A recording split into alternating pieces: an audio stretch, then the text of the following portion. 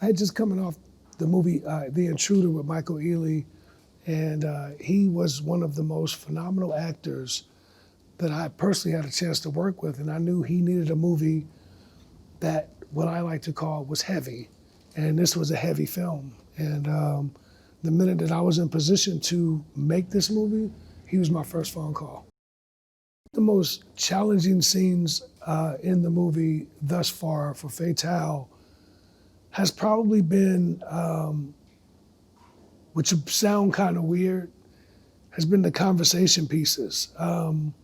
You have two people that are actually playing chess each and every time they talk. And I think the challenging parts of the film has really been about what they're saying and how they're saying it and what the intent is behind each and every word and conversation they have. The vision for the movie was to create a film for today's audiences that evoked the same feeling I had when I was a young kid seeing Fatal Attraction.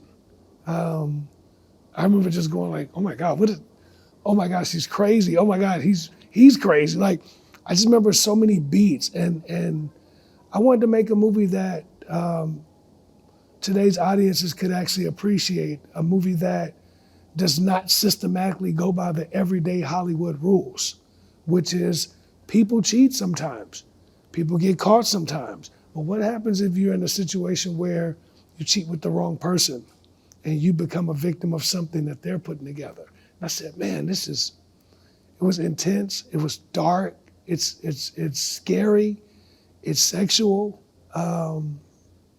It's like everything that you want to hit someone's hand and say, don't do that. This movie represents that. Conversations with Hillary, conversations with Michael Ealy, and we went in depth in terms of what we want the characters to look like, what we want them to sound like, where are they, what's the backstory? You know, Michael Ealy being a former athlete, now running a business, it's a lot like me.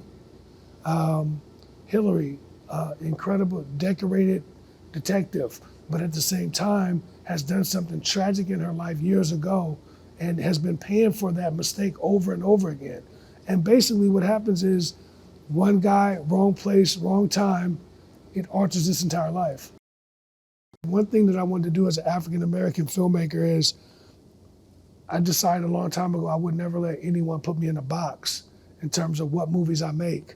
And not that any other Black filmmaker's been put in the box, but I feel like I wanted to be free. Like if I wake up today and I want to make a comedy, I don't want anyone to be like, oh my God, he's making a comedy. What's that gonna look like? Make a thriller, make a horror film, or if I wanted to make something like Fatale, which is something that will probably gain critical acclaim, you know, something that's award worthy, I want to be able to do that. And I feel like as an artist, that's our right.